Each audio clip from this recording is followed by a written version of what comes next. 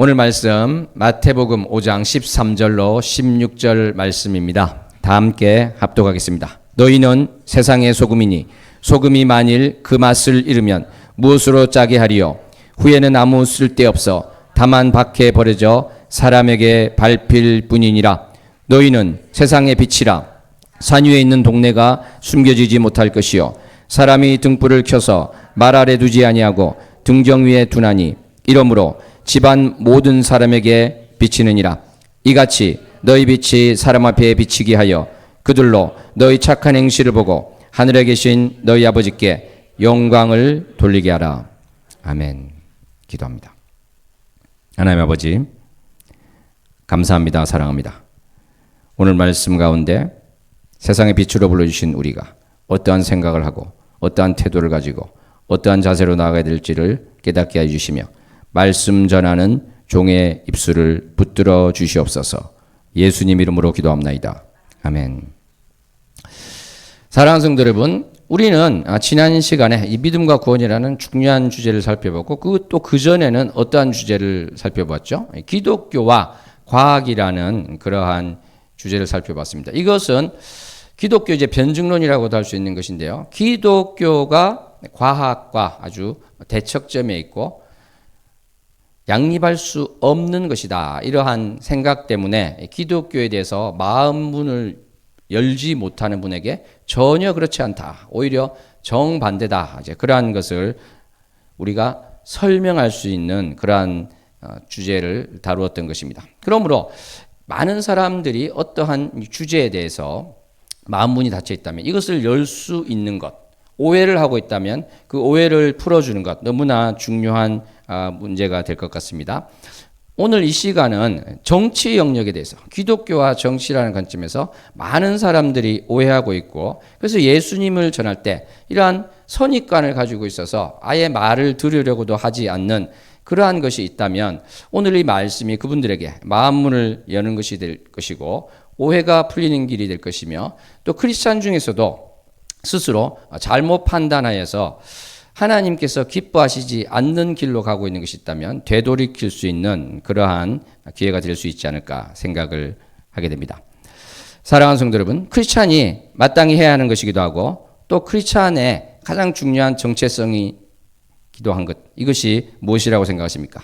그것은 바로 예수님께서도 요약해서 말씀하신 것처럼 하나님을 사랑하고 이웃을 사랑하는 것, 이렇게 우리는 말할 수 있을 것입니다. 우리 옆 사람에게 크리스찬은 하나님을 사랑하고 이웃을 사랑합니다.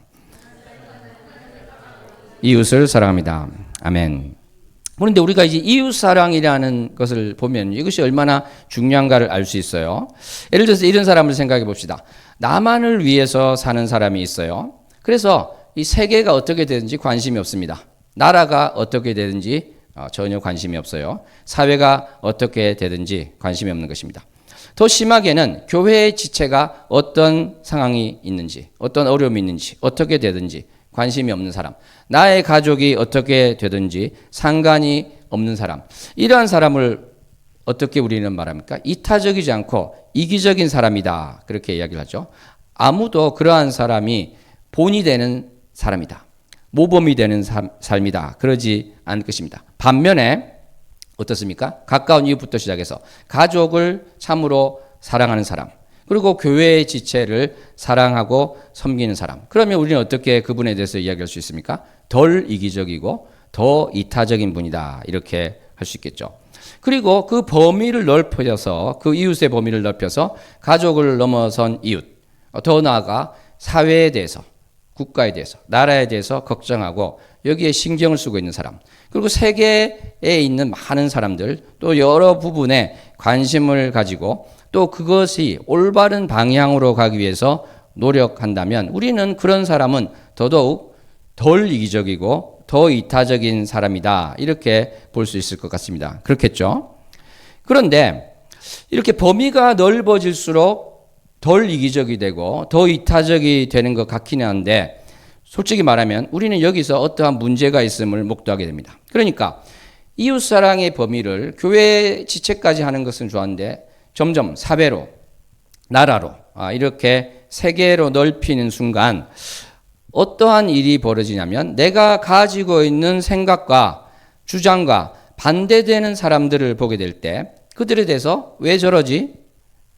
비판적인 인식을 가졌다가 나중에는 비난을 하게 되고 미워하게 되고 혐오하게 되는 증오심에 가지게 되는 지경에 이르게 되는 경우를 우리는 왕왕 볼 수 있게 됩니다. 나는 분명히 예수님께서 말씀하신 이웃사랑을 위해서 한 발 더 나아간 것인데 분명히 이웃의 범위를 넓혀서 그래서 이웃사랑이 더 커질 것 같은데 왜 원수까지도 사랑하라는 예수님의 가르침과 다르게 다른 사람을 더 많이 판단하고 더 많이 정죄하고 미워하고 혐오하고 증오하는 상태까지 이르게 되었을까요? 특별히 우리나라가 어떻습니까? 이 정치 갈등 지수가 미국과 함께 90 이상이 되어서 다른 그 어떤 나라보다 높은 것을 볼 수 있습니다. 우리가 과학 이야기할 때 우리나라가 무신론 비율이 압도적으로 높다고 이야기했죠. 이 정치 갈등 지수도 세계에서 1위를 달리고 있는 나라가 또 우리나라가 되는 것입니다. 그래서 이것을 우리가 이제 좀 더 노골적으로 직접적으로 말한다면 뭐가 될까요? 바로 이제 보수와 진보의 갈등이다 이렇게 할 수 있을 것이고 프랑스 혁명 이래 그 기준으로 보면은 좌우의 갈등, 좌파와 우파의 갈등이다 이렇게 할 수도 있을 것입니다. 그러면 이러한 것들이 왜 벌어지고 우리가 크리스찬으로서 어떠한 자세를 가져야 될 것인가 이 문제를 오늘 함께 살펴보기를 원하는데요. 그 전에 우리가 이러한 것을 한번 생각해 봤으면 좋겠습니다. 이러한 곡선을 아시나요? 이렇게 해서 산처럼 올라갔다가 다시 이제 내려오는 거. 정규 분포 곡선이라고 그럽니다. 그러니까 어떤 사회에서 보면은 여러 가지 이제 의견이 있을 수 있는데 가운데 일반적으로 동의하는 쪽이 많고 그와는 다른 극단적인 생각이 그 퍼센티지가 낮고 또 다른 반대의 극단적인 생각을 가진 경우에 또 낮게 되는 그것이 있죠. 그런데 우리 십자가의 교회 성도님들은 귀에 못이 박히게 들었지만은 우리는 어떠한 태도를 가져야 되는가 모든 문제에 있어서 가장 기본적으로는 상식보다 못한 크리스찬이 되어서는 안 되겠다. 저는 이것이 너무너무 중요한 것 같습니다. 한번 옆 사람에게 이야기해 보겠습니다. 상식보다 못한 크리스찬이 되지 맙시다. 상식보다 못한 크리스찬이 되지 맙시다. 예수님께서 비유로 말씀을 드린 선한 사마리아인에 대한 그 내용을 보시기 바랍니다. 어떤 사람이 쓰러져 있습니다. 그런데 레위인과 제사장이 어떻게 보면은 가장 종교적이고 하나님께 가까이 있을 것 같은 이 사람들이 그냥 그 사람을 도와주는 것이 아니라 돌아가는 것이죠. 그리고 오히려 하나님의 율법, 하나님의 뜻과 좀 멀리 있을 것 같은 사마리아 사람들이 오히려 사마리아 사람이 그 쓰러져 있는 사람을 도와주더라는 것입니다. 그러니까 이 쓰러져 있는 사람을 돌아간 사람은 사실은 종교적으로 그랬습니다. 율법을 지키기 위해서. 왜냐하면 시체를 만지면 부정해지는데 죽었을 수도 있으니까 만지지 않고 돌아간 것이죠. 종교적으로 잘한 것이고 종교적으로 열심을 낸 것이다. 올바르겠다고 본인들은 생각할 수 있겠죠. 그런데 어떻습니까? 우리가 일반 상식으로 본다면 쓰러져 있는 사람 도와야 되죠. 그죠? 그런데 어떻게 해서 종교적이 될수록 상식적이지 못하는 것이 되는가? 그러면 예수님께서 여기에 대해서 이제 문제 제기를 하신다는 것이죠. 어떤 사람이 몸이 아픕니다. 그런데 안식일이라고 해서 이 사람을 치유하지 못한다면 이것도 상식적이지 못한 것이죠. 그런데 예수님께서 그 아픈 사람을 낫게 했을 때 바리새인과 서기관들은 어떻게 이야기했습니까? 율법을 위반한 것이다. 안식일에 일을 하면 되지 않는데 일을 하였다. 이런 식으로 나왔다는 것이죠. 이것이 바로 무엇일까요? 상식보다 못한 것이다. 아까 다시 곡선을 그리면 대부분은 이렇게 안식일에 사람을 낫게 하는 것 그리고 쓰러져 있는 사람을 돕는 것은 당연하다고 생각하는데 이 극단적인 끝에 가 있는 이 양 끝에 있는 사람들은 그것을 전혀 다르게 상식보다 못하게 하고 있더라는 것입니다.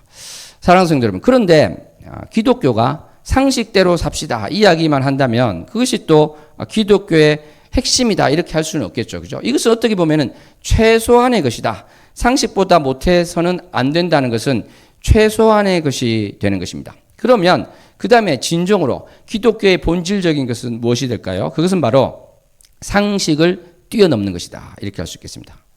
옆 사람에게 크리스찬은 상식을 뛰어넘어야 됩니다. 크리스찬은 상식을 뛰어넘어야 됩니다. 상식을 뛰어넘는다는 것, 이것이 너무나 중요한 것이죠.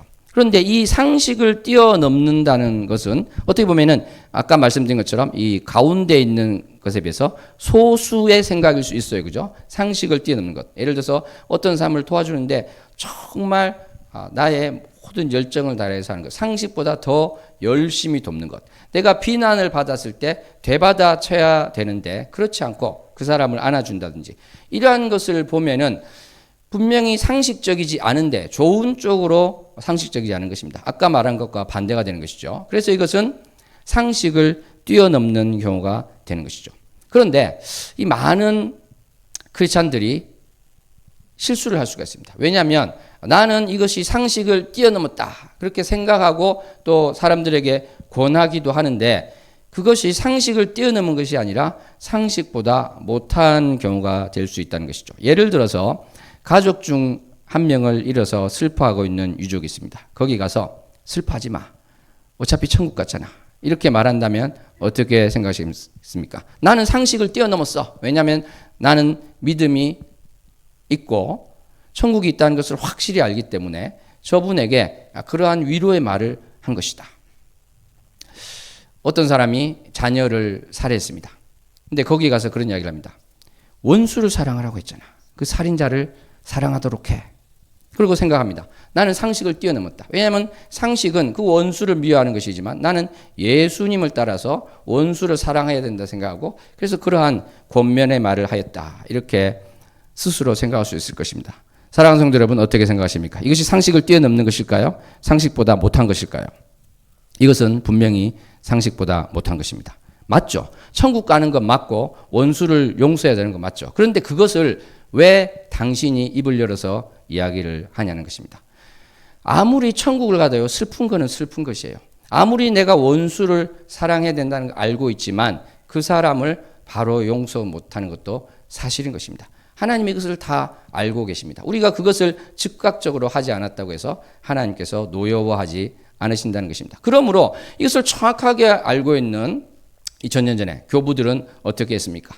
남편을 잃은 부인에게 위로의 말을 바로 하는 것이 아니라 편지를 썼는데 한 달 이후에 썼던 것입니다. 왜냐하면 너무나도 힘들어서 어떠한 말도 들어가지 않은 그 슬픔을 가진 분에게 이제 한 달이 지났으니 제가 위로의 말을 건넬 수 있을 것 같습니다. 이렇게 편지를 썼던 것입니다. 이것이 바로 상식을 뛰어넘는 것이지 내가 어떤 알고 있는 교리적인 것, 성경 구절을 가지고 앵무새처럼 반복하는 것 그리고 그것을 기계적으로 막 적용하는 것이 상식을 뛰어넘는 것이 결코 아니다. 그것은 어떻게 보면은 차라리 몰랐으면 좋았을 걸. 차라리 그냥 크리스찬이 아니었으면은 누구나도 할 수 있는 그런 상식보다 못하는 일이 될 수 있다는 것. 너무나 그것은 안타까운 일이 아닐 수 없는 것이죠. 그래서 다시 한번 우리는 옆 사람에게 상식보다 못하지 말고 상식을 뛰어넘읍시다. 상식보다 못하지 말고 상식을 뛰어넘읍시다. 아멘. 예수님께서 이 상식을 뛰어넘는 이야기를 어떻게 했습니까? 이 바리새인은 너무나 종교 생활을 열심히 잘 하고 있습니다. 여러모로 지금 보면 아주 독실한 크리스찬이에요. 너무나 종교 생활을 잘하고 신앙심도 좋고 그리고 다른 사람은 성경도 잘 읽지 않고요. 기도도 잘 안 하고 예배당에도 오지 않고 막 그런 식이죠. 그 사람이 가슴을 치면서 하늘을 우러러보지도 못하고 나는 죄인입니다. 이렇게 이야기하는 것이죠. 상식적인 생각은 어떻습니까? 그 사람 그렇지 죄인이지 그 사람은. 그런데 이렇게 종교 생활을 잘 하는 사람은 의로운 사람이지 이렇게 할 수 있겠죠. 예수님은 상식을 뛰어넘으셨습니다. 어떻게 했습니까? 바로 그 세리가 더 의롭다고 말했던 것이죠. 과거에 보니까 날 때부터 맹인된 사람을 보니까 이 상식은 뭐냐면 죄 때문에 저렇게 맹인이 된 것이다 이렇게 했지만 주님께서는 그렇게 말씀하지 않으셨습니다. 그에게서 하나님께서 하시는 일을 나타내기 위해서 그렇게 한 것이다. 이렇게 말씀을 하셨던 것이죠. 상식은 무엇입니까? 우리가 다른 사람들을 밟고 내가 막 높아지려 하는 것, 열심을 내서 높아지는 것. 그것이 이제 올바른 처세술이고 내가 성공으로 가는 길이 되는 것입니다. 그런데 주님께서는 어떻게 말씀하셨습니까? 자기를 높이는 자는 낮아지고 자기를 낮추는 자는 높아지리라 이렇게 말씀하시는 것입니다. 상식은 무엇입니까? 내가 다른 사람을 죽이지 않으면 살인죄를 범하지 않은 것입니다. 상식을 뛰어넘는 예수님의 말씀은 무엇입니까? 너희가 노하는 것, 너희가 나쁜 말을 하는 것, 그 사람을 향해서 그것이 바로 살인죄다. 이렇게 말씀을 하시는 것입니다. 예수님 자체가 상식을 뛰어넘는 것입니다. 하나님이시기 때문에 상식적으로 생각하면은 지구상에 문제가 있으면 다 없애버리고요. 다시 창조하시면 돼요. 그죠? 다 쓸어버리고 다시 만드시면 되는 것입니다. 창조주이기 때문에 지구 자체를 없애버리고 또 다른 제2의 지구를 만드실 수도 있는 것입니다. 그런데 이러한 상식적인 생각을 뛰어넘어서 하나님이신 예수님께서 성육신하셔서 이 낮고 낮은 곳에 오셨던 것입니다. 상식을 뛰어넘어서 예수님께서는 바로 우리의 죄를 지고 그 희생제물, 짐승이 하는 그 역할을 바로 예수님께서 하셔서 스스로 속죄양이 되시고 어린 양이 되시고 희생제물, 속죄제물, 더 직접적으로는 저주가 되셔서 우리의 죄를 대신 지시고 십자가에서 죽으셨던 것입니다.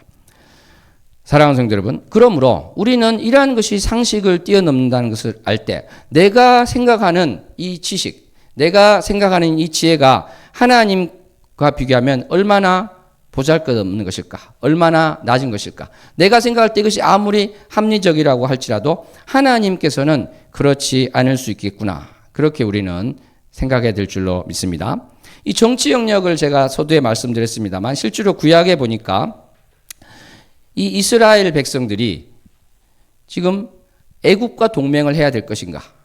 아니면 바벨론이 오는데 그냥 당하고 있을 것인가? 이러한 문제가 있을 때 상식적인 것은 가까이 있는 애국 도와줄 수도 있을 것 같고 충분히 무력도 있고 그래서 할 수 있겠죠. 동맹을. 그런데 예레미야 선지자를 통해서 하나님께서는 그러지 말라고 하셨습니다. 상식을 뛰어넘는 그 말씀을 하신 것이죠. 그런데 그것을 나의 기준으로 생각하면 도저히 받아들일 수 없는 것이고 이것은 하나님께서 일하심을 내가 이제 부정하게 되는 것이 됩니다. 어떻게 하나님께서 그렇게 하실 수가 있을까? 저 선지자가 문제가 있는 것이야. 이런 식으로 하나님의 생각을 자신이 다 알고 있는 것처럼 판단하고 그것을 기준으로 한다는 것이죠. 여러 가지 이야기를 할 수 있겠지만 하나님께서는 그 애굽의 병거와 그 말을 의지해서 하나님이 아니라 뭔가를 할 수 있다는 생각 자체가 틀린 것이라고 말씀을 하시는 것이죠. 사랑하는 성도 여러분, 이렇게 하나님께서 우리를 향하신 그 생각은 그 지혜와 그 뜻이 높아서 우리가 다 알 수 없는 것인데 우리가 아까 말씀드린 것처럼 내가 많은 사람들이 가지고 있지 않은 아주 특정한 생각을 하고 있어서 내가 소수의 생각을 가졌는데 그것이 사실은 상식보다 못한 것인데 불구하고 상식을 뛰어넘는다 이렇게 하는 사람들이 있습니다. 그런데 문제는 그러한 사람들이 크리스찬이라고 하면서 하나님도 이야기한다는 것이죠. 그렇게 되면은 상식보다 못한 이야기를 계속 주장을 하면서 하나님을 이야기하고 예수님을 이야기하면 어떻게 될까요? 하나님 이름을 모독하게 되는 경우가 되죠. 왜냐하면은 저런 사람들이 믿는 하나님이라면 당연히 안 믿어야지 이렇게 된다는 것입니다. 예를 들어서 이런 것이죠. 미국은 단 한 번도 달에 간 적이 없다. 그리고 우리가 보는 그 동영상은 세트장을 만들어 놓고 촬영된 가짜다. 일종의 이제 음모론이 되는 것인데 그것은 그냥 나오는 것이 아니라 나름의 근거를 가지고 있습니다. 그리고 우리가 전문가가 아닌 다음에야 그러한 의견을 들었을 때 정말 그런가? 이렇게 갸우뚱할 수 있는 그러한 주장을 하고 있어요. 예를 들어서 이런 것입니다. 어떻게 달나라에는 바람도 없고 공기도 없는데 미국 국기가 이렇게 펄렁거리냐는 것이죠. 네모나게 축 처진 것이 아니라 이것이야말로 선풍기를 틀어놓고 세트장에서 한 가짜가 아니냐 이렇게 얘기를 한다는 것입니다. 일반인이 여기 답할 수 있습니까? 답 못해요. 답을 못하니까 그 반도 답 못하지.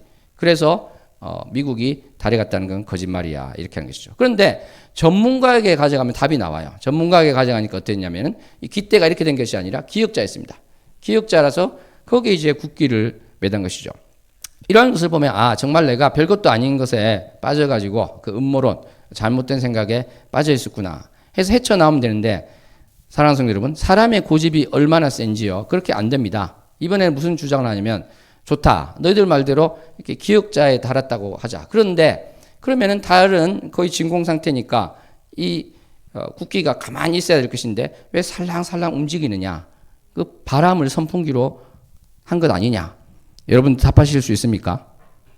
답 못하죠. 커판도 답 못하니까 달에 간 게 아니라니까 이렇게 이야기하는 것입니다. 이것이 바로 음모론이 얼마나 무섭냐면은 한쪽으로 그렇게 생각이 되면은요. 상대방이 바로 답하지 못하는 것에 대해서 자기가 맞다고 확신을 가게 됩니다. 확증 편향을 가지고 그것을 계속 이제 밀고 나가는 것이죠.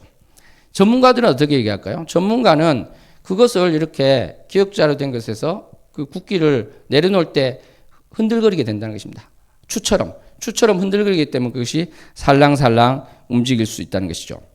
사랑하는 성도 여러분, 제가 좀 길게 이야기했습니다만 이것은 저는 프랑스에 있을 때 사실 어떤 다큐멘터리를 봤는데요. 1시간 동안 이 달에 갔다는 게 거짓말이라는 것을 여러 사람, 실제 인물까지 인터뷰하면서 미국에서 또 장관을 했던 사람들을 비롯해서 음모론을 계속 이야기하는 다큐멘터리를 봤습니다. 그리고 끝에 뭐라고 하냐면 이렇게 속을 수도 있는데 속지 마세요. 이런 식으로. 그러니까 그 한 문장을 안 보게 되면은 그것을 본 사람들은 어떻게 얘기했을까요? 야, 정말 우리가 속았더라. 달에 갔다는 거 정말 거짓말이더라. 그 다큐멘터리를 꼭 봐라. 근데 맨 마지막에 어떻게 돼 있었다고요? 이거 가짜인데 속지 마세요. 그렇게 돼 있다는 것입니다. 그러니까 뒤집어 말하면 그 하나하나의 그 세부 항목을 들어가 보면 그럴듯한 것, 고개를 끄덕거릴 만한 그런 것이 있더라는 것이죠. 근데 그것을 이제 믿으면 바로 상식보다 못한 경우가 된다. 그런데 그러한 사람들이 미국이 한 번도 달에 간 적이 없다. 그런 주장을 계속 크게 떠드는 사람이 예수님을 전하면 어떻게 될까요? 너는 그런 식으로 음모론을 신봉하는 사람이니까 정말 진리가 아닌 그러한 성경, 계시지 않은 하나님에 대해서 이야기하는 것 아니냐. 이런 식으로 하게 되겠죠. 하나님의 이름을 못 오가게 되는 것이고 이 전도를 막는 것이고 선교를 막는 것이다. 그렇게 할 수 있겠습니다. 참 사람들이 안 그럴 것 같은데 정말 그렇습니다. 지구 평평설이라고 들어보셨나요? 지구 평면설 들어보신 분? 많이 없으시군요. 이 사람들은 진짜 지구가 평평하다고 믿는 것입니다. 지도에 이렇게 그려진 거 있잖아요. 그죠? A4지에 그려져 있는 지도. 그 지도가 바로 지구의 모습이다. 평평하다는 것입니다. 그러면 이제 우리는 그 이야기죠. 이게 말이 되느냐. 비행기가 이렇게 한 방향으로 가면은 너희 말대로 하면 이제 제자리로 못 돌아오는데 그게 말이 돼 그러는데 그러네. 내가 틀렸네. 그럴까요? 이 사람들 절대 그렇게 하지 않습니다. 나름의 논리가 있어요.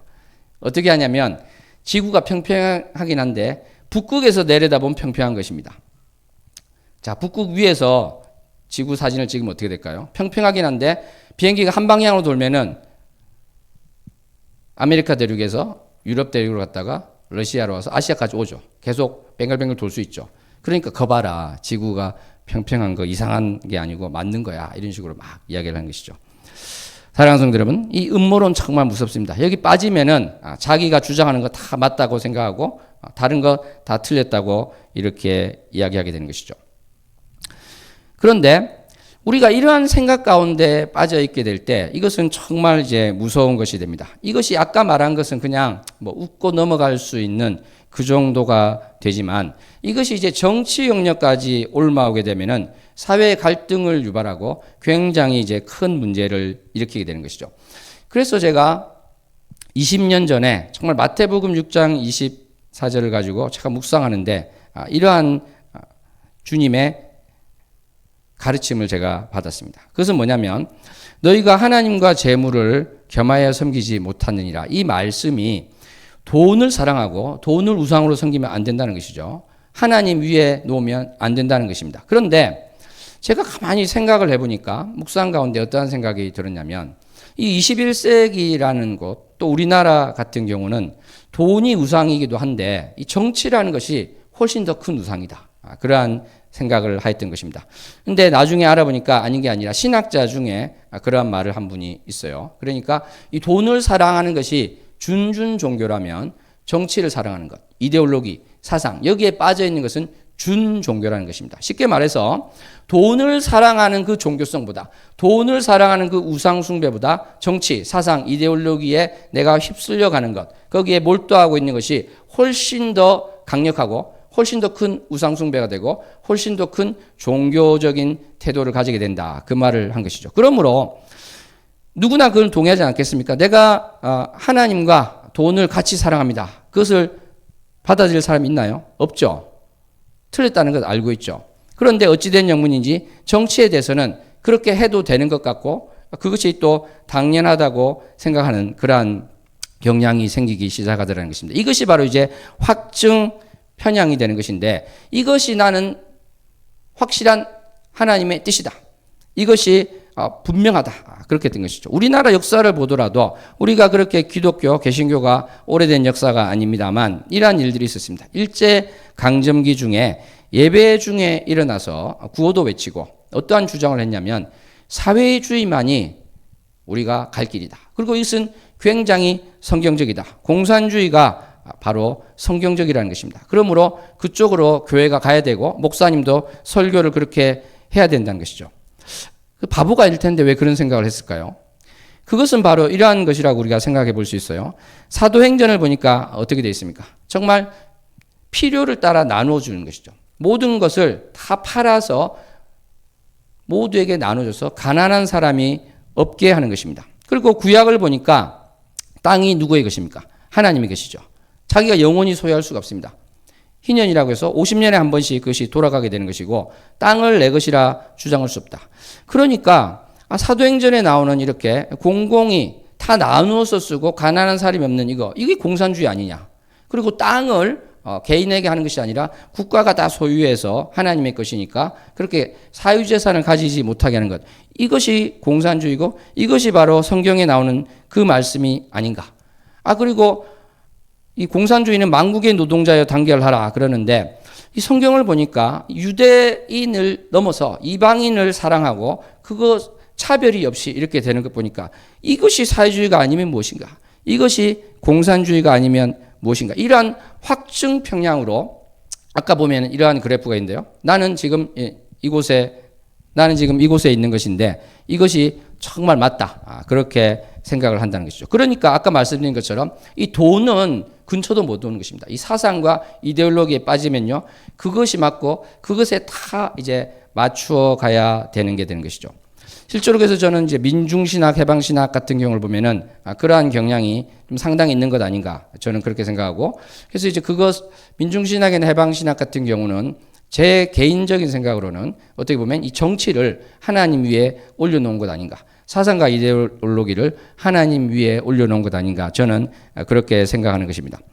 그런데 문제는 공산주의를 신봉하고 공산주의사를 만드는 것이 맞다. 이렇게 하는 사람들 뿐만 아니라 사실은 이 공산주의를 가장 반대하는 쪽에서도 그러한 확증 편향을 보이는 경우가 있더라는 것입니다. 그래서 저는 아까 이렇게 보면은 어떻습니까? 이렇게 보면은 공산주의가 여기면은 반공주의는 이제 이쪽 끝이겠죠. 그래서 가장 멉니다. 가장 먼데 저는 이 그래프를 사실 이렇게 그려야 맞다. 이렇게 동그랗게 그려서 여기가 공산주의고 여기가 이제 반공주의.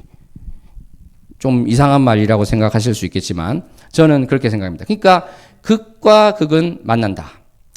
제가 이제 프랑스에 있을 때 어떤 지역에서 그런 일이 있었어요. 공산당 후보를 계속해서 뽑은 지역이었는데 그 다음에 바로 극우 정치인을 뽑더라는 것입니다. 왜냐하면은 이 극단적인 아까 말한 이 그래프에서 극단적인 생각을 가진 사람의 특징은 상식적인 생각을 아주 우습게 알게 된다는 것이죠. 그리고 우리가 가치를 공유하는 일반적인 것에 대해서 그렇게 중요한 의미를 두지 않는 것입니다. 그래서 역사적으로도 보니까 독일의 히틀러, 극우라고 할 수 있죠. 소련 스탈린, 극자라고 할 수 있습니다. 열심히 싸웠던 것입니다. 그러니까 이러한 상황이 될 때 이들은 열심히 싸워서 정반대인 것 같지만 사실은 어떤 면에서는 이제 가까운 측면이 있다. 미국에서 오펜하이머라는 영화를 보신 분 있습니까? 그 영화를 보니까 2차 대전 직후에 이 사회에 정말 이 사회주의, 공산주의적인 사상이 전 세계를 휩쓸었습니다.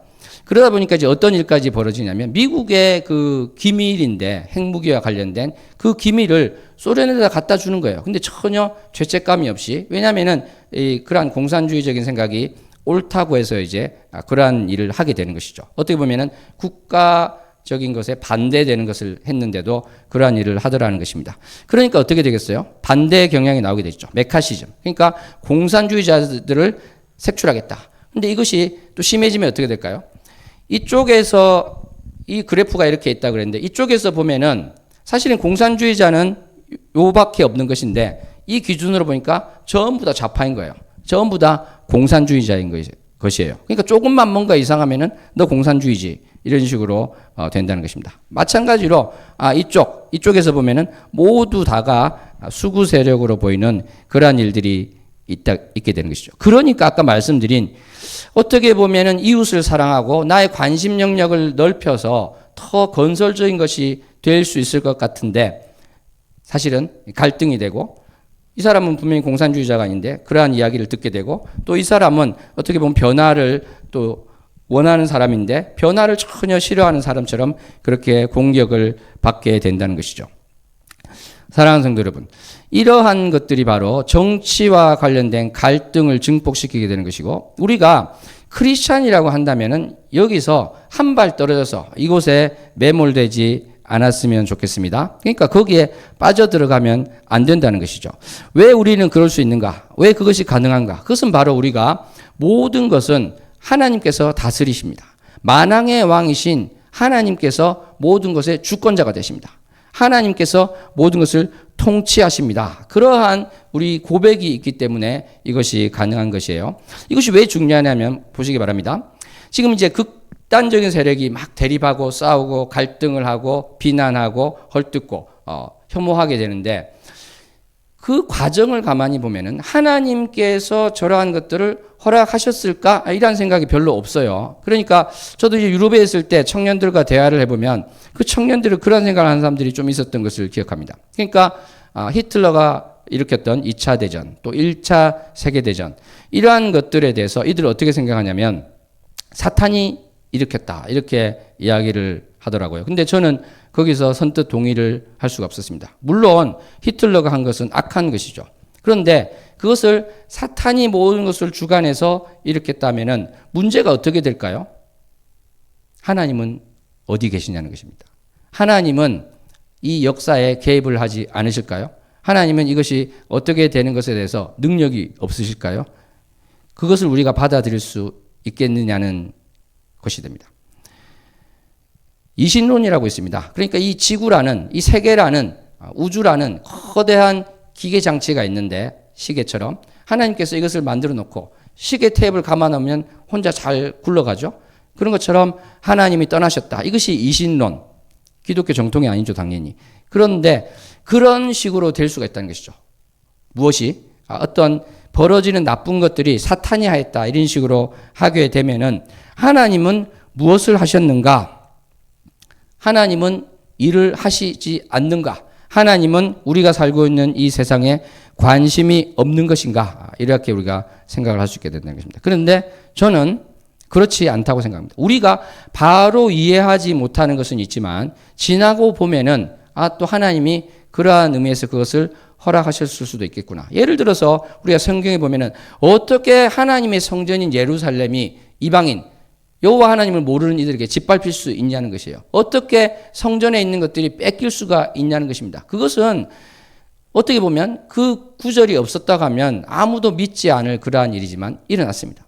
그리고 하나님께서 그것을 직접 허락하셨다. 하나님께서 이방인들을 매로, 회초리로 써서 바로 이스라엘이 배도한 것에 대해서, 우상숭배한 것에 대해서, 잘못된 길로 가는 것에 대해서 회초리를 드셨다. 그렇게 말씀을 하고 있는 것입니다.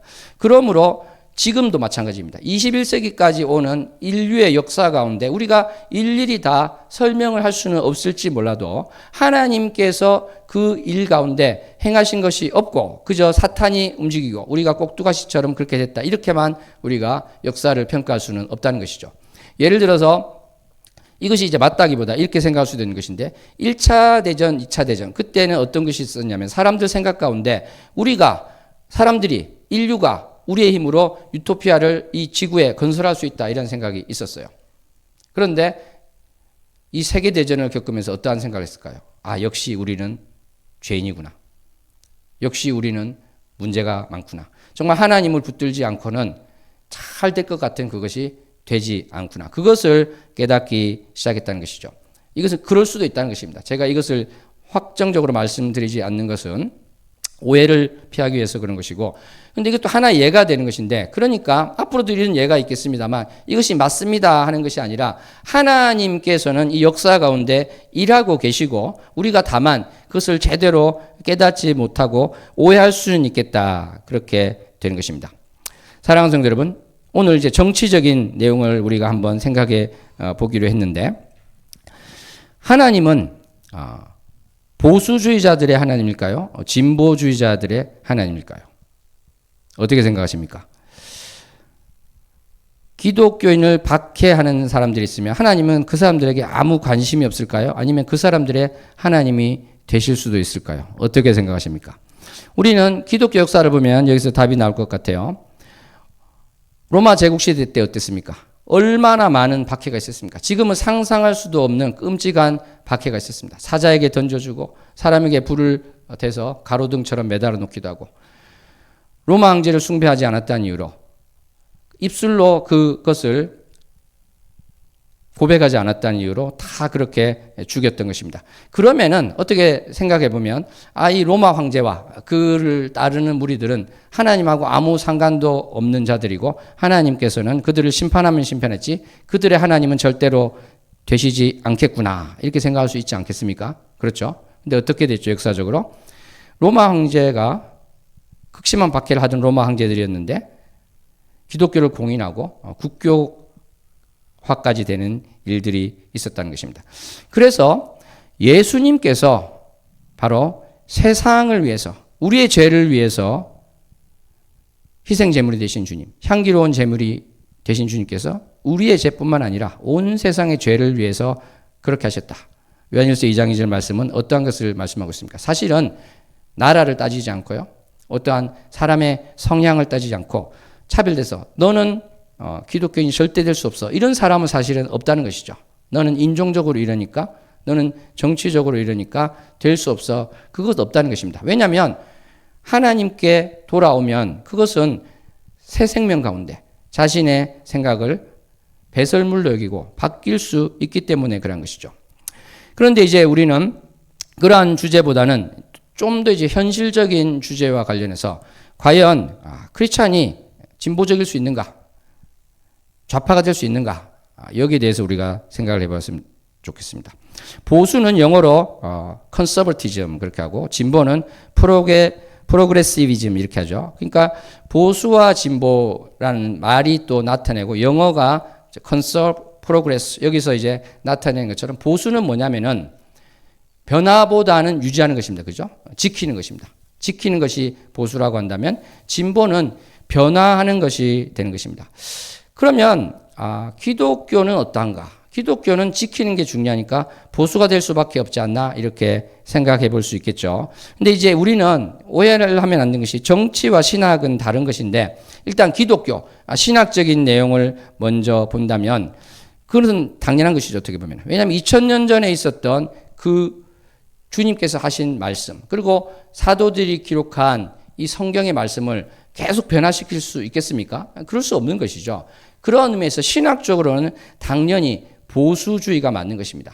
자유주의는 무엇인가? 그것을 막 자기 나름대로 해석을 하고 바꾸는 것이에요. 근데 그것은 아닌 것입니다. 신학적으로, 기독교, 종교적으로 보수주의는, 보수라는 말이 정치에서 넘어온 용어기는 하지만 바꾸지 않고 변화시키지 않고 지킨다, 이런 면에서 기독교는 근본적으로 일반적으로 보수적이 될 수밖에 없다. 신학의 영역에 있어서, 종교의 영역에 있어서 그럴 수밖에 없다는 것입니다. 그래서 이 변화가 주가 되는 진보적인 신앙관, 자유주의적인 신앙, 이것은 함께 할 수 없는 것이죠. 그런데 그럼에도 불구하고 우리가 예외는 있습니다. 기독교가 잘못된 길을 갈 때 어떻게 됐습니까? 500년 전 종교개혁 시기에 기독교가 잘못된 길을 갈 때. 그래도 그때 우리 개신교가 보수였을까요? 신학적으로? 그렇지 않습니다. 그 전에 있던 것을 바꾸는 것이죠. 그래서 이 개신교, 프로테스탄트가 뭡니까? 프로테스탄트가 프로테스트, 항의하고 이의를 제기하는 것이 되는 것이죠. 왜냐하면 로마 가톨릭에서 말하고 있는 그러한 신학적인 태도, 그러한 신앙적인 태도, 하나님에 대한 것, 구원, 믿음, 이 모든 것들이 다 바꿔야 되는 것. 그리고 사실은 더 정확하게 말하면 바꾼다기보다 원래 것을 되찾는 것이죠. 원래 것을 되찾는다는 차원에서 변화된 것이지 로마 가톨릭이기 때문에 여전히 보수라는 것은 어떻습니까? 아까 말씀드린 것처럼 이 기독교 자체에서 본다면은 그것은 우리가 가져야 되는 것이 맞다. 일반적으로 그렇게 할 수 있을 것입니다. 그러므로 우리가 어떤 설교를 듣는다든지 책을 산다든지 할 때 나는 자유주의 신학자입니다. 그러면 그 책을 저는 사지 말 것을 권하는 것입니다. 왜냐하면은 보수주의 책을 사야 되는 것이요. 물론 이제 보수주의 내에서도 뭐 여자가 가르칠 수 있느냐, 여자가 머리에 뭘 써야 되느냐 이런 것에 대해서 우리가 조금 이야기해 볼 수 있는 것이지만 전체적으로 보면은 그러하다. 우리는 그 생각을 해야 되는 것입니다. 전체적으로 보면은 기독교는 보수주의적인 것이 많다. 컨서버티즘, 보수적인 그 내용을 책을 사더라도 그런 것을 사는 것이 맞다는 것입니다. 그러면 이제 우리가 이제 정치로 넘어가면 정치도 과연 그러한가?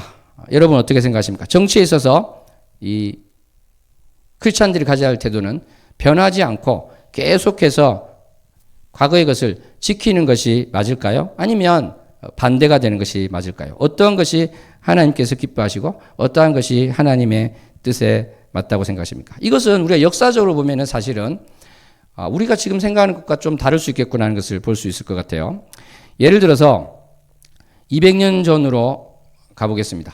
200년도 더 됐죠. 이게 18세기 말이 되니까 그때 이제 노예제 폐지와 관련해서 그 영국 사회에도 갈등이 있었다는 것입니다.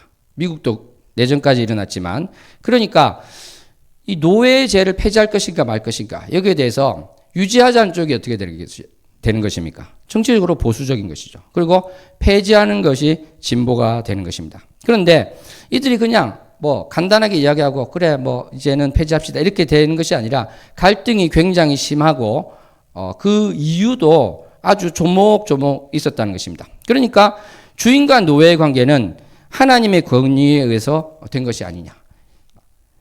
노예제도는 죄악이 아니다. 이런 식으로 하는 것이죠. 그리고 흑인은 아무리 보아도 백인보다 열등하다. 그래서 노예를 하는 것은 백인에게도 좋고 흑인에게도 좋은 것이다. 이런 식으로 이야기를 한다는 것이죠. 그리고 이 노예제에 대해서 특별히 또 어느 정도 동의를 하더라도 즉각적으로 폐기하려고 하면은 이 급진적이다. 막 이런 식으로 비난을 했던 것이죠. 영국의 수출품의 3분의 1이 위험에 빠뜨려지는 아주 위험한 주장이다. 식민지와 국가 상업의 파멸을 가져올 것이다. 이런 식으로 노예들의 처지 사실은 우리가 노예로 사용하기 때문에 이들은 유럽의 농민보다 사는 형편이 더 괜찮은 것이야. 이러한 주장도 있었다는 것입니다. 사랑하는 성도 여러분, 그러니까 지금 제가 무슨 말을 하고 있냐면 크리스찬이 우리가 18세기 말에 크리스찬이 돼서 19세기 초에 가본다면은 이것을 판단할 때 어떻게 보면은 이 논리가 성경을 가져와서 하기도 하고 하나님 이야기를 하기도 하고 하니까 어떤 것이 맞을까? 보수가 나는 맞을 것 같은데 이렇게 생각할 수 있겠지만 이게 그렇게 간단한 문제가 아니라는 것을 우리가 볼 수 있게 된 것이죠. 여성의 참정권 문제도 마찬가지가 됩니다. 여자들이 지금처럼 다 투표를 할 수가 있지가 않았어요. 19세기 중반 후반 여기도 이제 끄게 돼서 논의가 있었을 때 유럽 또 미국에서 어떠한 이야기가 있었는가. 여자들은 이게 뭐 전투를 하기 위한 것도 아니고 이들이 무슨 결정을 해서는 안 된다. 그렇게 이야기하는 것이죠. 여성이 본래의 역할을 해야 되는데 투표를 한다는 것, 그것은 인정할 수가 없다. 이것은 가족을 약화시킬 것이다. 그러한 주장을 하고 여성은 너무나 감정적이고 이성적인 판단을 내리기에는 부적합하다. 그러므로 만약에 여성에게 투표권을 준다면 우리는 히스테리적인 정부를 가질 것이다. 이런 식으로. 군복무를 하지 않은 여자에게 참정권을 준다는 것 있을 수 없다. 그렇게 주장을 하였던 것입니다.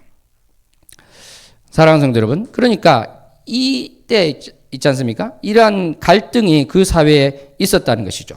이 갈등이 있으면서 내전도 일어나고 했지만 실제로 사람들이 투옥되기도 하고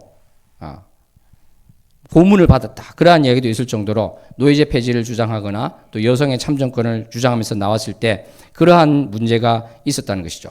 그래서 우리는 이 정치 영역에 있어서 보면은 아까 서두에 말씀드린 것처럼 정말 이것은 많은 이들에게 영향을 미치고 또 좋은 쪽으로 건설적으로 갈 수 있는 것 같은데 그것이 이제 문제가 생기더라는 것이죠. 갈등이 생기더라는 것이죠. 그리고 그것은 지금 와서 보면 너무나도 뻔한 답 같지만 그 당시 사람들에게는 이것이 사활적인 문제가 되는 것이고 그것이 종교적인 문제가 되는 것이고 그것이 하나님의 뜻에 반대하는 것 같은 그러한 생각이 되게 된다는 것입니다. 그런 것이 바로 이 갈등이 내연하게 되는 것이다. 이렇게 볼 수 있는 것이죠. 그래서 지금 생각하면 어떻습니까?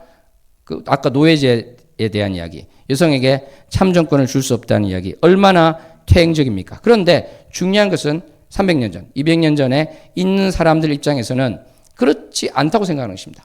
노예제를 유지하는 것이야말로 하나님의 뜻에 맞는 것이고 이것을 바꾸려는 것이 성경과 반대의 길을 가는 것이다. 그런 식으로 생각을 했다는 것이죠.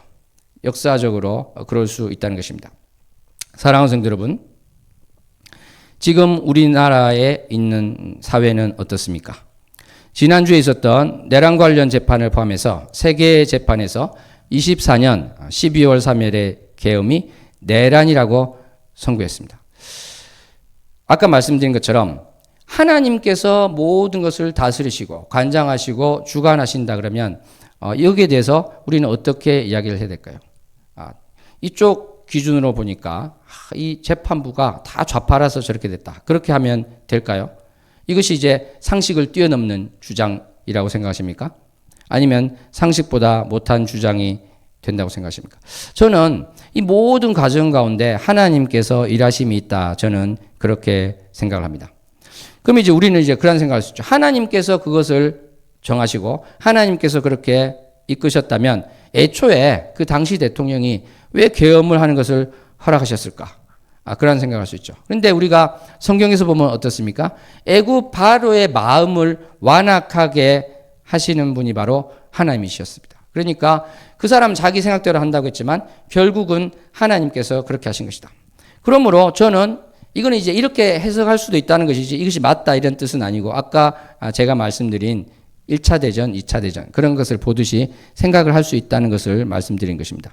그러니까 저는 어떻게 생각하냐면 하나님께서 그렇게 완악한 마음을 주셔서 계엄을 하고자 하는 마음을 주셔서 권좌에서 끌어낸 것이다. 저는 그렇게 하는 것입니다. 또 이렇게 이제 생각할 수도 있겠죠. 그러면 왜 애초에 그 사람이 대통령이 되었을까? 하나님은 또 왜 이랬다 저랬다 하시는가? 이것도 제가 어떻게 다 알 수 있겠습니까? 그런데 이렇게 생각해 볼 수도 있다는 것이에요. 그것은 바로 그 전 정권의 집값 폭등에 대한 책임을 물은 것이다. 그렇게 할 수도 있다는 것이죠. 사랑하는 성도 여러분, 하나님께서는 우리가 있는 이 사회, 이 나라, 이 모든 것에 대해서 무심하지 않으십니다. 무관하지 않으십니다. 하나님께서는 이끌고 계신다고 저는 믿습니다. 그래서 우리나라에서 정말 이 정치가 시작될 때 바로 기도를 하고 시작됐다는 것. 이것은 너무나 귀한 것이다. 하나님께서 우리나라가 정치라는 것이 시작될 때 기도로 하고 시작했다는 것. 그것을 저는 참으로 중요한 것이라고 보고 있는 것입니다. 사랑하는 성도 여러분, 아까 이제 이 곡선을 제가 말씀드렸는데 이 양극단적인 생각을 가지고 나의 고집을 꺾지 않고 있을 때 우리는 사실 10년, 20년만 지나면 아무것도 아닌 문제고 그것은 당연히 상식적으로 생각할 수 있는 것이 갈등을 겪게 되고 그것을 통해서 기독교에 대해서 많은 사람들이 오해하게 되는 그러한 일들이 있을 수 있음을 보게 됩니다. 우리 크리스찬들은 비상식적이지 않은 것이고 상식적인 생각을 당연히 가지고 있는 것입니다. 우리가 지금 많이 벌어지는 이곳 속에서 잠시 내 생각을 내려놓고 하나님께서 지금 어떻게 이 땅 가운데 일하고 계실까? 하나님께서 어떻게 이것을 이끌고 계실까? 이렇게 생각한다면 하나님 그렇습니다. 내가 이것이 맞다고 생각했지만 지금 그렇게 되지 않는 것들이 여러 개 되고 있다면은 이것이 내 생각이 틀릴 수도 있고 하나님께서 우리나라를 다스리신다면 그러한 것일 수 있겠군요. 그러한 생각을 할 수 있을 것 같습니다. 사랑하는 성도 여러분, 모름지기 기독교인은 건전한 보수와 건전한 진보가 서로 대화하고 타협하면서 좋은 정책을 가지고 경쟁할 수 있도록 분위기를 만들고 이끌어 가야 된다고 생각합니다. 나와 생각이 다르다고 해서 교회 내에서 분란을 일으키거나 성도와 목회자를 이간질하는 것, 이것은 바로 신천지 이단이나 하는 것이 되겠죠. 그러니까 지금 사실은 믿기지 않는 일들이 좀 벌어지고 있는 것인데 일제강점기 때 공산주의 사상을 가진 사람들이 그런 것과 비슷하게 지금은 또 반대 쪽에서 그러한 일들이 벌어지고 있는 것 같아요. 그러니까 실제로 벌어지고 있는 일이 뭐냐면 왜 우리 교회 목사님은 설교 때 정치 이야기를 하지 않느냐? 좌파 목사인가? 이런 식으로 하고 있다는 것입니다. 그리고 목회자가 우리는 정치적인 견해가 다르더라도 사랑으로 하나 되어야 됩니다. 이렇게 설교를 하면은 지금이 싸워야 될 때인데 사랑으로 하나 되자고 좌파 목사인가? 이런 식으로 하고 있다는 것이죠. 우리 교회가 속한 국제총회에서 노회를 한 적이 있는데 이름을 내면 알 수 있는 아주 큰 교회 목사님이 오셔서 마이크를 잡더니 그냥 뭐 이렇게 간단한 인사를 하고 보통 그렇게 시작하잖아요. 첫 마디가 뭔지 아세요? 첫 마디가 저는 좌파 목사가 아닙니다. 이렇게 이야기하는 것입니다. 그러니까 이분은 상식적인 선에서 설교를 하고 말씀을 전하는데 아까 말씀하는 것처럼 왜 내가 볼 때 이 기준에 합당한 설교를 하지 않느냐. 그렇게 되면은 좌파 목사로 공격을 받고 비난을 받더라는 것이죠. 그래서 그분 첫 마디가 저는 좌파 목사가 아닙니다. 그렇게 하더라는 것입니다. 정말 우리 교회에 아까 말씀드린 재물과 하나님을 겸하여서 섬겨서는 안 되는데 이 사상과 이데올로기와 정치가 교회에 침투했습니다. 이들이 교회를 이용하고 교회에서 분란을 일으키고 하나님 위에 있는 것이 아니라 하나님 위에 나의 정치적 성향이 있고 그것으로 모든 것을 재단하고 하나님께서 어떻게 말씀하시는지에 대해서는 전혀 관심이 없고 교회가 부서지고 무너지고 상처받고 그렇게 되더라도 아무 관심이 얻게 되는 아까 말씀드린 어떤 음모론에 빠진 그러한 사람들처럼 행위를 하고 있다는 것이죠. 우리가 제가 이것까지 시간을 내서 설명할 필요는 없겠습니다만 부정선거도 마찬가지인 것이죠. 우리나라가 얼마나 선거제도가 전 세계에서 모범이 되는 그러한 나라인데 부정선거가 있다.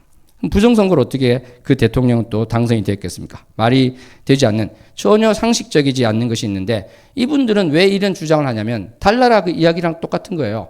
내가 생각하는 이것을 보니까 확실히 부정선거다. 예를 들어서 안 접힌 종이가 있다는 것이죠. 저도 투표를 해봤는데 저는 접어서 내지 않고 대충 이렇게 끝을 접어서 가운데는 이렇게 되겠죠. 타원형처럼. 그렇게 해서 제가 넣은 적도 있어요. 그런데 그거를 가지고 이제 그런 식으로 이야기한다는 것. 그러니까 이것은 참으로 상식적이지 못한 생각을 가지고 하는 것. 근데 저는 이제 이것이 왜 극과 극은 만난다고 생각하냐면 양쪽 다 보면은 이 강성을 가진 사람들은 부정선거 이야기를 했습니다.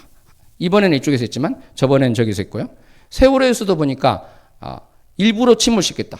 이쪽은 정부에서 했다. 이쪽은 또 다른 데서 했다. 이런 식으로 전혀 다른데 너무나도 비슷한 주장을 하더라는 것입니다. 그래서 저는 아까 이 그래프에서 자신이 생각이 이 끄트머리에 가 있으면 사실은 내가 가장 싫어하는 그 사람들과 내가 성향이 비슷할 수도 있겠구나 이 생각을 하고 상식적인 차원으로 우리가 돌아올 수 있으면 좋겠습니다. 정말 우리는 정치가 하나님 위에 있어서는 안 됩니다. 그래서 저는 우리 교회가 그전에도 그랬고 지금도 그렇지만 어떤 당을 찍어야 됩니다. 그런 이야기는 저는 결코 하지 않을 것입니다. 왜냐하면 아까 말씀드린 것처럼 하나님께서 주관하시고 하나님께서 올해 어떤 식으로 일하실지 모르는데 이 정당을 택해야 된다. 그렇게 말하는 것은 안 되는 것이죠. 그런 입장에서 우리 교회에서 정치적으로 의견이 다르더라도 워낙 정치적인 갈등이 심하기 때문에 어떤 이야기를 하면 다투게 돼요. 그러니까 저는 정치적인 이야기는 하지 맙시다. 그것이 저의 생각인 것입니다. 그리고 이제 어떤 정당을 찍어야 됩니다 이런 이야기를 안 한다는 입장에서 저는 정치적으로 중립을 지키는 것인데, 그럼에도 불구하고 저는 계엄이라든지 탄핵이라든지 또 이번 주에 있었던 재판에 대해서는 말씀을 드립니다. 왜냐하면 이것은 앞으로 우리나라에서 200년에 한 번 있을까 말까 한 중대한 일이기 때문에 그런 것이죠. 그래서 저는 계엄이 발생한 그 다음날 저녁 수요 예배와 그 주에 주일 설교에서 이 계엄이 퇴행적이고 틀렸다 그렇게 말을 했던 것입니다. 그리고 잘못된 것에 대해서는 책임지는 것이 하나님 공의에 맞기 때문에 계엄이 잘못됐다면 탄핵에 대해서도 잘못된 것에 책임을 진다는 차원에서 기독교인이 마땅히 탄핵이 되도록 기도하는 것이 맞다. 저는 그렇게 말씀을 드렸다는 것입니다. 오늘도 이 마지막으로 이 부분에 대해서 마무리를 한다면 2심과 3심이 남아있지만 이미 나온 재판부의 선고 결과, 그러니까 계엄이 내란이었고 유죄라는 것에 대해서 이 상식적인 생각을 우리가 해야 될 줄로 믿습니다. 그리고 죄가 있는 곳에 책임이 있다는 하나님의 공의에 부합하는 판결이다. 저는 그렇게 생각합니다. 이것이 왜 중요할까요? 예를 들어서 나의 자녀가 있거나 친척이 있거나 동생이 있다고 생각해 보시기 바랍니다. 비슷한 일이 또 벌어졌어요. 전화가 왔습니다. 어떻게 할까요? 그러면 이렇게 말씀하시겠습니까? 성경은 윗사람에게 순종하라고 했으니까 너 그 계엄 명령에 따라서 총을 들고 들어가서 그대로 해. 이것이 맞을까요? 아니면 아무리 상관의 명령이라고 할지라도 그 계엄이 불법적인 것이므로 국회를 너희가 제압할 수 없고 그 국회는 건드릴 수 없기 때문에 불법적인 것이므로 상관의 명령이 있더라도 수행해서는 안 된다 이렇게 하실 것입니까? 답은 정확한 것입니다. 그것을 바로 상관의 명령이라고 해서 그에 따라 행한 사람은 그냥 나는 따랐을 뿐이라고 하지만 유죄가 되는 것입니다. 아이히만의 재판에서도 보듯이 히틀러의 명령을 내가 따랐을 뿐이라고 해서 그 사람이 무죄가 되지 않아요. 왜냐하면 어떤 죄가 성립합니까? 생각하지 않은 죄가 있다는 것입니다. 이것이 나쁜 것이라는 거 조금만 생각해 보면 알 수 있는데 생각하지 않은 죄가 있다는 것이죠. 쉽게 말해서 상식보다도 못한 일이 있다는 것입니다. 저는 앞으로 이러한 소재, 200년에 한 번 있을까 말까 한 이러한 소재를 말할 필요가 없는 평온한 정치, 건강한 사회가 되기를 소원합니다. 나아가 저는 이러한 또 고백을 하고 싶습니다. 일부 교회와 일부 크리스찬들은 계엄이 옳았다거나 탄핵이 되어서는 안 된다거나 유죄 판결이 틀렸다 이러한 주장을 하고 있는데 저는 이것이 명백히 퇴행적이라고 생각합니다. 그래서 한국 5만여 담임 목사의 한 명으로서 책임을 통감하고 그러한 말이 기독교에서 나온다는 것 자체를 죄송하다는 말씀을 드립니다. 성도들에게 눈치를 보고 올바른 진리를 가르치지 못하고 퇴행적인 사고를 하게 하고 또 그것을 입에 담고 심지어 전도사라는 분이 법원에 난입해서 헌정 질서를 문란하게 한 것, 이것도 한국 사역자의 한 사람으로서 죄송하다는 말씀을 드리는 것입니다. 사랑하는 성도 여러분, 조선 땅에 오신 선교사님들은 예수 그리스도를 전하였을 뿐만 아니라 여성을 교육하고 신분 타파를 위해서 노력하였습니다. 명성 황후가 살해된 후에 불안에 떨고 있는 고종 황제에게는 언더우드 선교사를 비롯한 많은 선교사님들이 총을 들고 지키기도 하였습니다. 여러 영역에서 하나님의 공의를 나타내셨던 것이죠. 오늘 우리 본문 말씀을 다시 한번 보았으면 좋겠습니다. 우리가 어떠한 크리스찬이 될 것인가? 오늘 본문 좀 깁니다만 다시 한번 합독하겠습니다. 너희는 세상의 소금이니 소금이 만일 그 맛을 잃으면 무엇으로 짜게 하리요? 후에는 아무 쓸데없어 다만 밖에 버려져 사람에게 밟힐 뿐이니라. 너희는 세상의 빛이라. 산 위에 있는 동네가 숨겨지지 못할 것이요 사람이 등불을 켜서 말 아래 두지 아니하고 등경 위에 두나니 이러므로 집안 모든 사람에게 비치느니라. 이같이 너희 빛이 사람 앞에 비치게 하여 그들로 너희 착한 행실을 보고 하늘에 계신 너희 아버지께 영광을 돌리게 하라. 아멘. 사랑하는 성도 여러분, 정치라는 것은 무엇입니까? 사실은 정책의 총화가 정치가 되는 것입니다. 우리 크리스찬들은 얼마나 귀한 사회 구제 활동을 많이 했습니까? 예를 들어서 보육원에서 나온 20살 된 그 청년이 정말 500만 원 가지고 살 수가 없죠. 그래서 많은 교회에서 직접 그들을 돕고 그런 일들을 크리스찬으로서 하는 것입니다. 그런데 정치라는 것은 무엇일까요? 바로 정책, 올바른 정책을 이끌어낼 수 있게 하는 것입니다. 그것을 우리가 개인적으로 또 교회에서 돕는 것도 좋지만 정책적으로 그러한 사람들을 도울 수 있는 것은 없는가? 그것을 우리가 생각하는 것이고, 나의 이익이 아니라 그러한 것들을 바라본다면 정치인들이 기독교인들을 이용하려는 생각을 버리고 기독교인들의 눈치를 볼 것입니다. 정치인들이 기독교인들이 생각하는 올바른 방향에 맞춰서 정책을 내놓을 것입니다. 정치인들이 기독교인들이 무서운 줄 알고 정말 이 사회가 하나님의 공의대로 되기 위해서 기독교에서 말하는 것에 귀를 기울일 것입니다. 실제로 우리나라 선교사님들이 오고 어떤 일이 벌어진가, 탐관오리가 있는 지역에서 크리스찬들이 가득하게 되니까 부정부패가 사라지더라는 것입니다. 그러니까 그 지역을 가기 싫어하는 그러한 관리들이 가서 탐관오리처럼 살아야 되는데 그렇게 하지 못하는 일들이 벌어지더라는 것이죠. 사랑하는 성도 여러분, 참으로 이 사회가 갈등 가운데 겪는 것이 아니라 바로 하나님의 공의로우신 일하심, 하나님의 인도하심 가운데 우리가 크리스찬이 앞장서서 예수님께서 말씀하신 것처럼 내가 저 사람의 이웃이 되어주고 내가 건설적인 대화를 하는 그러한 사람으로 나갈 수 있으면 좋겠습니다. 그리고 아까 노예제의 이야기를 제가 예를 들었습니다만 사실은 이 노예제에 관련된 생각을 어떻게 하게 됐을까? 역사적으로 살펴보니까 영국의 복음주의 부흥운동이 있었습니다. 18세기 전반, 후반에서 이렇게 있었던 복음주의 부흥운동이 있었는데 이 부흥이라는 것은요, 성령님께서 불길처럼 휩쓸고 지나가시는 것입니다. 성령님께서 거대한 물결이 되어서 휩쓰시는 것입니다. 그러했을 때 깨닫게 되는 것이에요. 나의 죄를. 저 흑인도 나와 같은 사람인데 하나님의 형상을 지닌 존재인데 내가 저 사람을 짐승처럼 쓰고 있구나. 물건처럼 쓰고 있구나. 이것을 성령님께서 깨닫게 해 주신다는 것입니다. 그러므로 우리는 이 진보 보수 이러한 것에 우리가 매여 있을 필요가 없습니다. 제가 그 말씀 드렸죠. 이 2차원적인 어떤 미로와 같은 데서 우리가 헤맬 것이 아니라 일어서서 이 미로의 담을 넘어가는 크리스찬이 되기를 소원합니다.